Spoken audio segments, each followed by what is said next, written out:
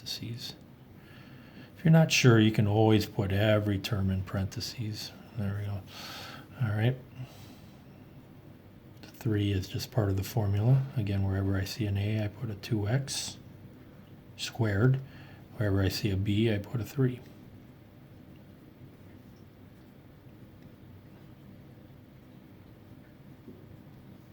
B cubed becomes 3 cubed. We clean this up. Raise each of them to the power of 3. 2 cubed is 8. This is a little harder. 2 squared is 4. 4 times 3 is 12. Times 3 is 36. X squared. 3 squared is 9. This is 6. 6 times 9 is 54. And 3 cubed is 27. So that gets a little harder, but not too bad. Now the problem is, in this chapter, these exponents are going to be a lot larger than 3. So we need to figure out, well, how do we expand something to the 7th power, or the 8th power, or the nth power, right? Now, we could keep boiling it, but that would take a long time. Like if this was a plus b to the 8th power, that would take several minutes, 5-6 minutes probably, to maybe figure out that answer. I don't want to do it that long. So we find a shortcut. We look for patterns like in these answers here. The first one I think I already started talking about. The powers of A decrease by 1. Powers of B increase by 1. So look at the two answers. You see the x is going down, and we almost have to look at the previous step. The x is going down, where the b value is going up. -5, the exponent was going up. The exponent on the 3 was going up. The next one is a quick check to make sure you didn't make a silly mistake.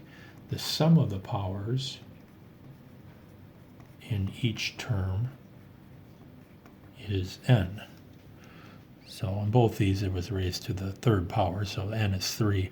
So 2 plus 1, 3. 1 plus 2, 3. That's obviously 3, that's 3.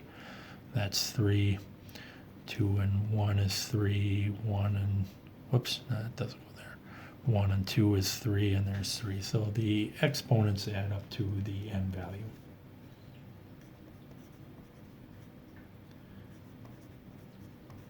The number of terms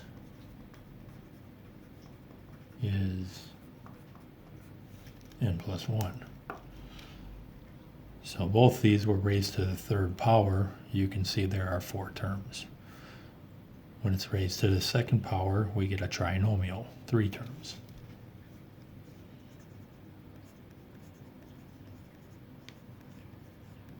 The coefficients, that's the number in front of the variables,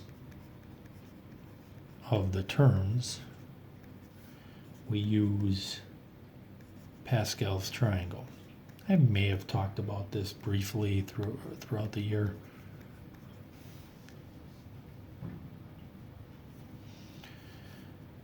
Pascal's triangle starts with 1, and it has 1 on the outsides as you go on. This goes on forever. When you make a new row, like 1 is like furthest to the left and furthest to the right, all the other numbers are the sum of the 2 numbers above it.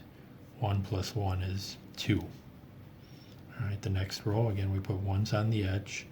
1 plus 2 is 3. 2 plus 1 is 3. And again, this goes on forever. 1 and 3 is 4. 3 and 3 is 6. Let me just do maybe one more line here. 1 and 4 is 5. 4 and 6 is 10. And so forth. You see that it's symmetrical. You get the same numbers on both sides, right down the middle. But we use this to get the coefficients to any of these problems here. So again, if you look at the rule way at the top, one that you learned way back in algebra class, the coefficients here are 1, 2, and 1. Because if I look at the first one stands for n equals 0 and n equals 1. We don't really use those, but here is n equals 2. The coefficients are going to be 1, 2, and 1. When the exponent is a 3, the coefficients are 1, 3, 3, and 1. 1, 3, 3, and 1. Now, when you put other coefficients in there, obviously those numbers change, but again, you can see the 1, 3, 3, and 1.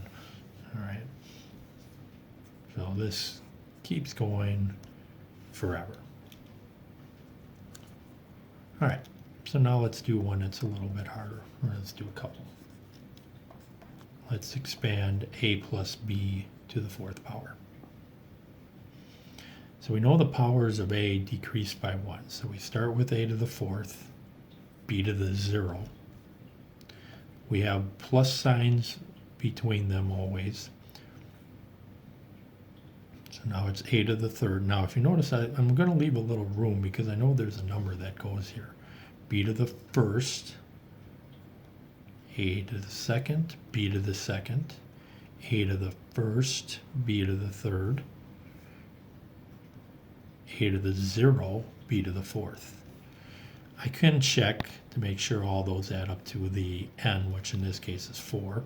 3 plus 1, 2 plus 2, 1 plus 3, and 4. All right, so they all add up to 4. There are 5 terms. Okay, awesome. And then we use the Pascal's triangle to get the coefficients. Since n equals 4, this is the row I'm looking at. 1, 4, 6, 4, and 1. So I don't need to do FOIL like 3 times or 4 times to figure out this answer. I can use this Pascal's triangle to get the answer a little quicker. If you notice, it didn't even really show any work either. All right, let's try one a little harder. X minus 2 over x to the 5th power. So I made the exponent bigger and I made this term a lot more difficult to do. All right, so I know we start with x to the 5th. Now here's a little trick, not trick, but method that's good to know. I said there's pluses between each of them, but when one of the terms is negative, when you multiply a positive times a negative, that's going to switch. So I think we did one up here. The sign will switch back and forth. All right, so that's quick, easy way to doing it. You could put pluses, but when raised to an odd power, the negative will stay negative. So x to the 4th. And if you're not sure what to put in parentheses, you can put all of them in parentheses, especially with the negative here.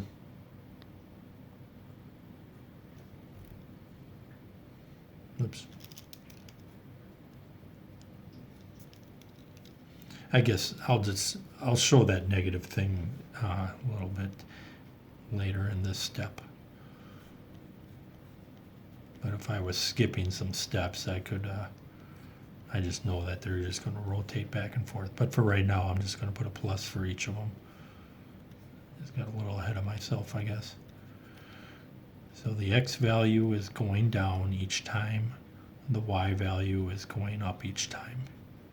Hopefully you can see this last one. That's still on the video.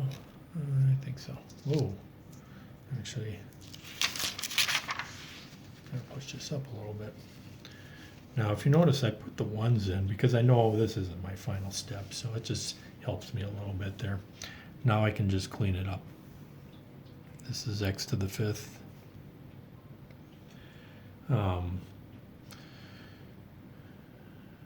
negative 2 to the first power is negative, so I can change this to it's plus a negative or negative 2.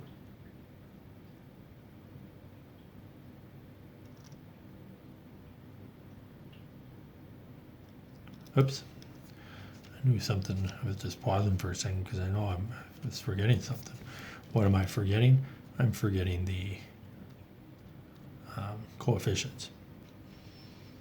So when n equals 5, this is the row we're looking at. So there's a 1, there's a 5, there's a 10, 5, and a 1. All right. I knew something was wrong with this negative 2. All right, so we got negative 2 here, but now we got to times it by 5. That's negative 10. Okay. Now, this is x to the 4th. This is x at the bottom. Maybe I should do one more step. Normally I do this in one step, but since it's the first time we're seeing it, well, I might just keep that there. But we have x to the 4th.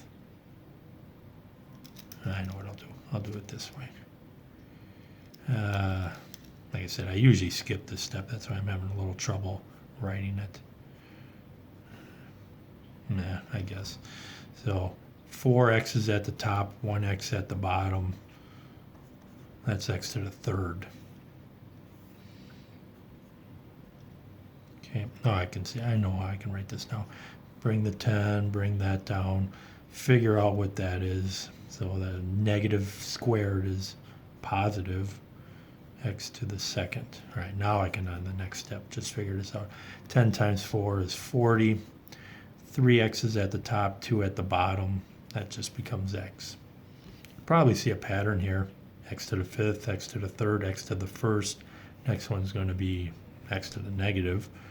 And we'll just see it right here. Negative 2 to the 3rd power is negative 8. X to the 3rd at the bottom. So that's minus 80. Again, x to the negative 1st. I'm just going to write that at the bottom. Negative exponents drop to the bottom. So that x to the negative 1st becomes 80 over x. Negative 2 to the 4th power is a positive 16 over x to the 4th. 5 times 16 is 80. That's just coincidence that those are the same. They don't have to be. 1 at the top, 4 at the bottom. Whoops.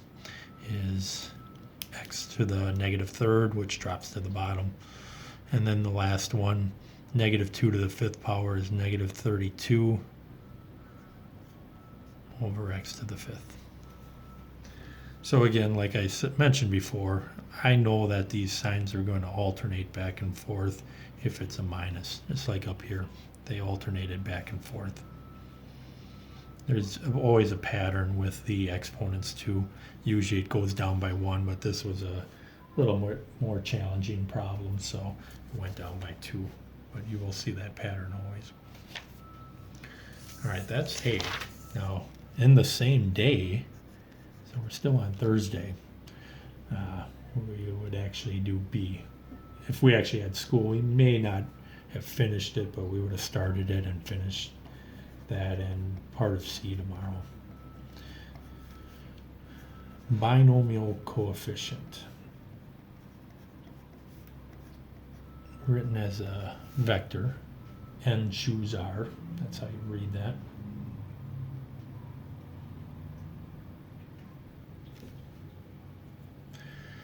So we can use Pascal's triangle all the time, but there's actually even a quicker way using a binomial coefficient instead. All right.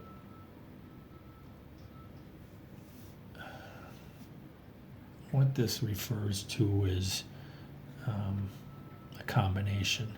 N factorial over n minus r factorial, r factorial. This is a combination problem. To be honest, we don't even do this in this chapter. We did it in probability, but In this chapter, we're not really going to do this too much. But let's do a quick example. 5 choose 2. The top number, factorial. At the bottom, we're going to subtract them. 5 minus 2, factorial, with another r. That's an r down at the bottom, which would be, in this case, 2 factorial. 5 factorial at the top.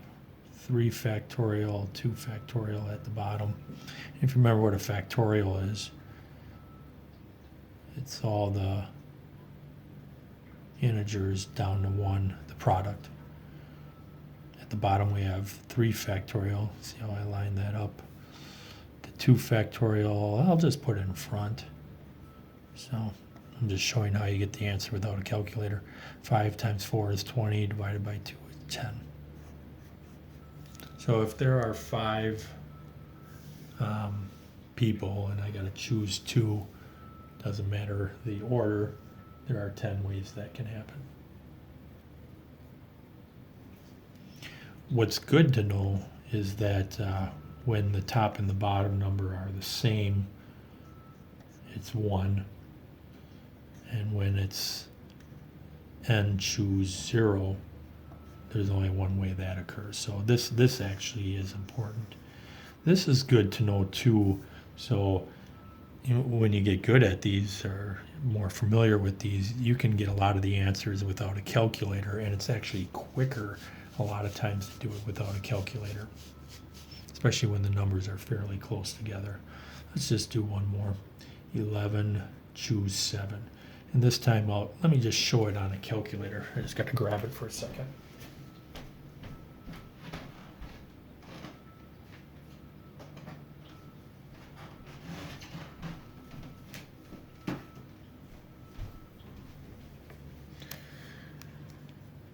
All right, you go first number, math, we got to go to PRB.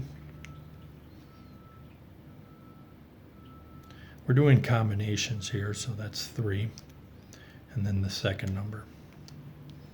So there's 330.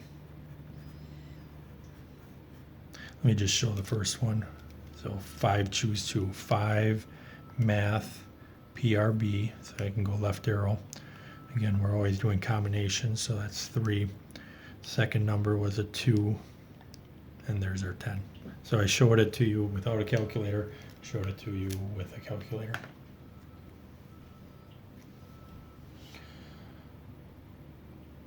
All right.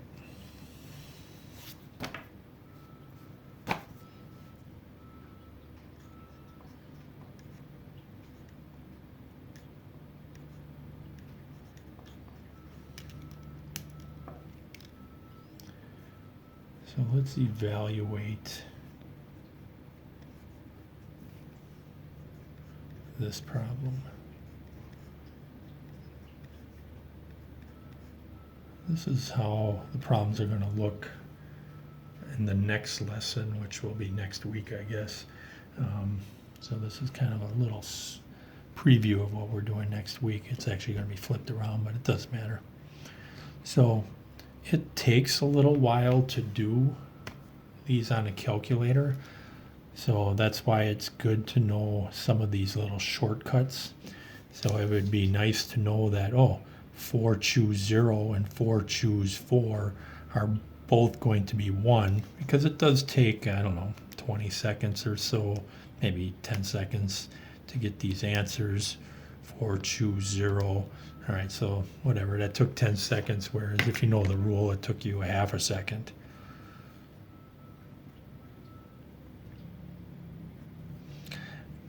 When they're 1 apart, it's good to know a little rule with that. Again, all these you could do on a calculator, but if you know the rule here, basically you have 4 factorial over 3 factorial, so the 3's, 2's, and 1's cancel out, so the only thing that's left is a 4. And this is the same thing as the Pascal's triangle. So over here, again, that's basically just going to be 4 factorial over 3, because, again, if you think about it, it's 4 minus 1 and 1 factorial. So again, that's going to be the same answer as this one. So over there. And even this one, you could get fairly quickly too if you think, okay, you got 4 times 3 times 2 times 1 at the top. You got 2 times 2 at the bottom with another 2. Actually, I should maybe write that out. 4 factorial, 4 minus 2 factorial, 2 factorial. So you got the 4, 3, 2, and 1. You got the 2 and the 1, but you also have another 2 and a 1. So really, when they're two numbers apart, you can just multiply the two biggest numbers. 4 times 3 is 12. And you know you got this other 2 at the bottom, so you got to cut that in half, which is 6. So that might seem kind of complicated, but if I just give you a number like whatever, 7, 9 choose 7, okay, well, the two numbers that are left are 9 times 8, which is 72. Cut that in half, 36. So it's a good thing to know. You don't have to. You can always go back to the calculator, but this is a problem you can get fairly quickly without a calculator if you know these little tricks. So anyways, that's what, 16.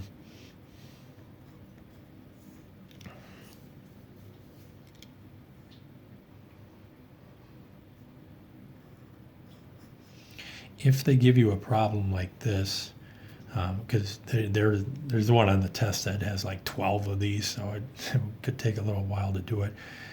If you're going all the way from 0 to 4 or 4 to 0, it's just 2 to the n power. So in this case, 2 to the 4th power is 16. So like the one on the test is like something like 12 choose 12 all the way down to 12 choose 0. Now, that's just 2 to the 12th power then. So that can save you some time.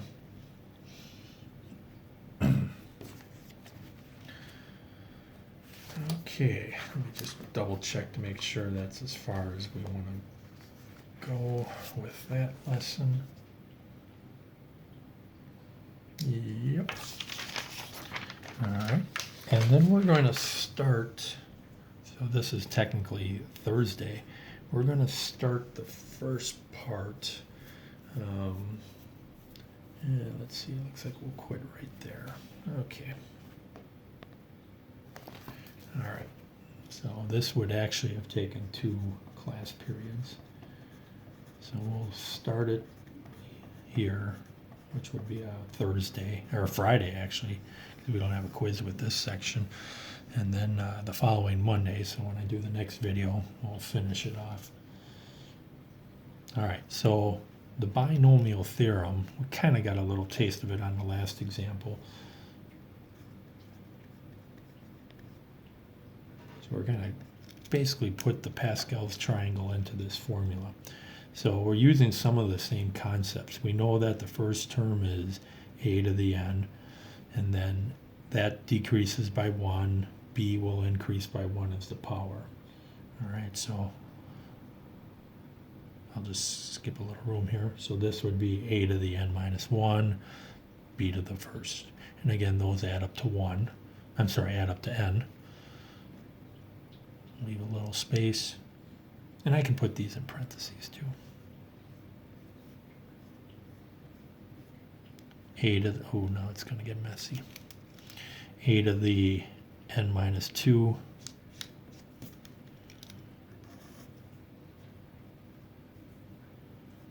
b to the second. Let's just do one more. A to the n minus 3 b to the third, and this goes all the way to the last term, which would be b to the n.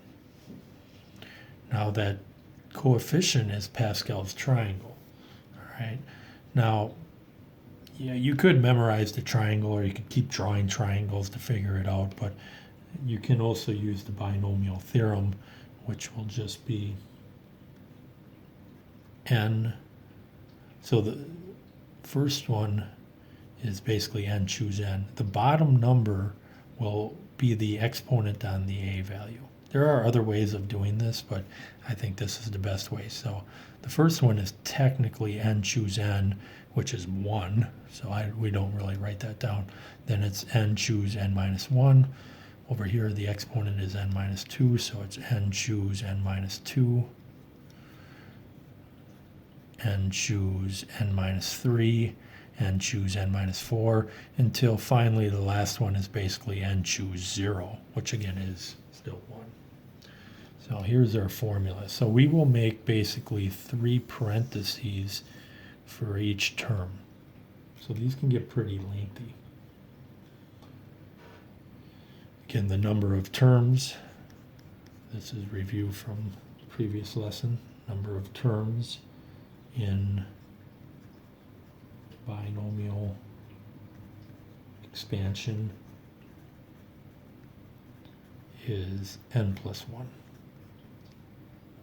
So if the exponent is n, there are n plus 1 terms.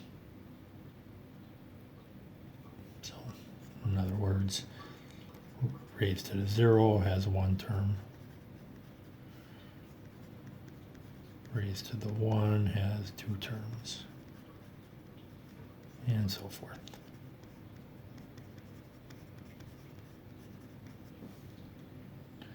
All right, let's do some examples. Write down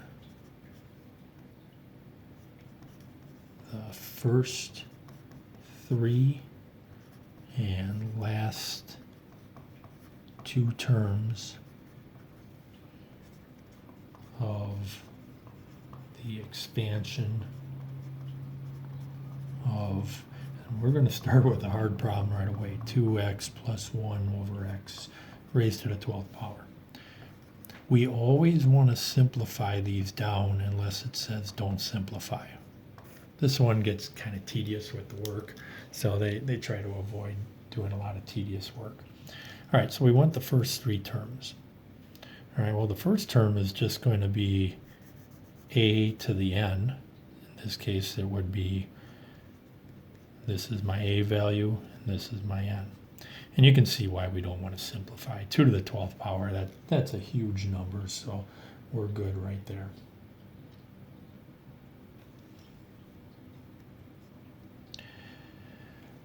Now, like I said, these will have 3 terms. Technically, you could put 3 terms with the first one.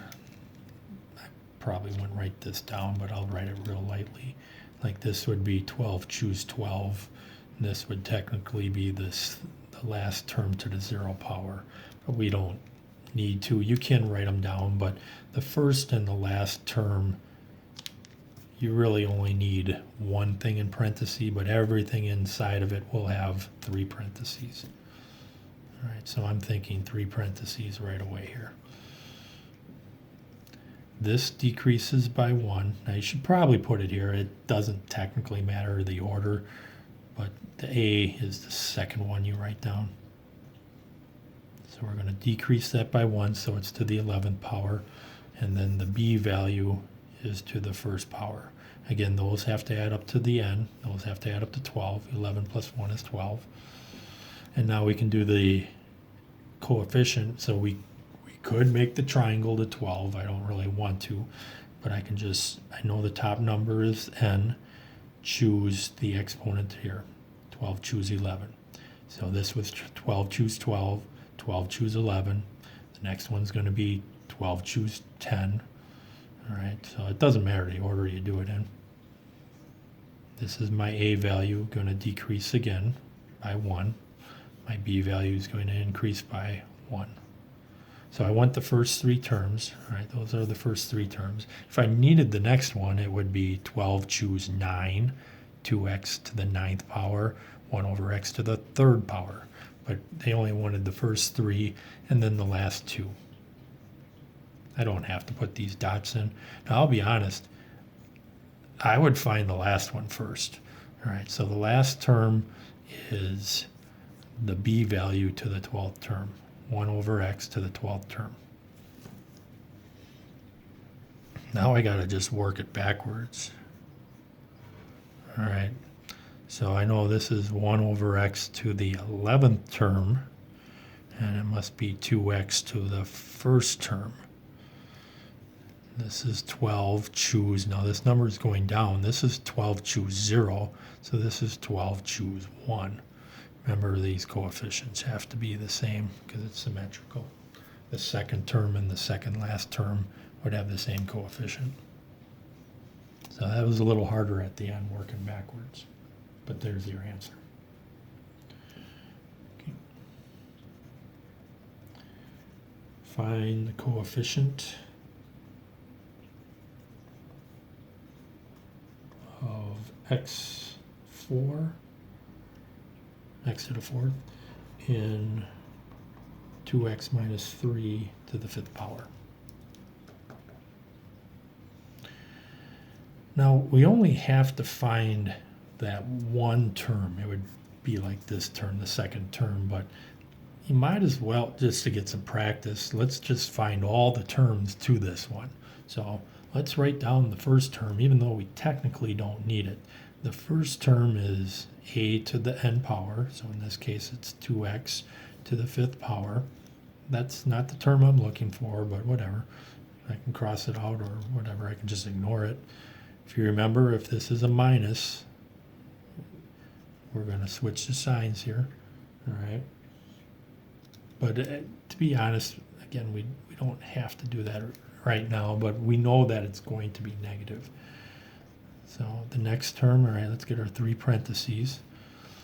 All right, we know that the 2 to the x, the power is going to go down by 1, and then the b value is going to go up by 1. The binomial theorem, again, would be n, and then it would be this exponent, 5 choose 4. This was 5 choose 5, this is 5 choose 4. This is the answer I'm looking for, but I'm just looking for the coefficient, so I need to figure this out. And here's where, again, couldn't use the calculator, but 5 choose 4, again, they're just one number apart, so that's got to be a 5, right? Because the 4 times 3 times 2 times 1 cancel out at the top and the bottom. 2 to the fourth is 16. And that's negative 3. This is 80. 80 times negative 3 is negative 240. Now you got to be careful what they're asking for. Sometimes they'll ask for the term. This is the term, but they're looking for the coefficient. So negative 240 is the coefficient. So yeah, I didn't need this, but it didn't take long to do. So might as well just do it. All right. Third example. This is probably the longest problem to do. I don't know if it's the hardest, but it is a little tedious. So if they don't say don't simplify,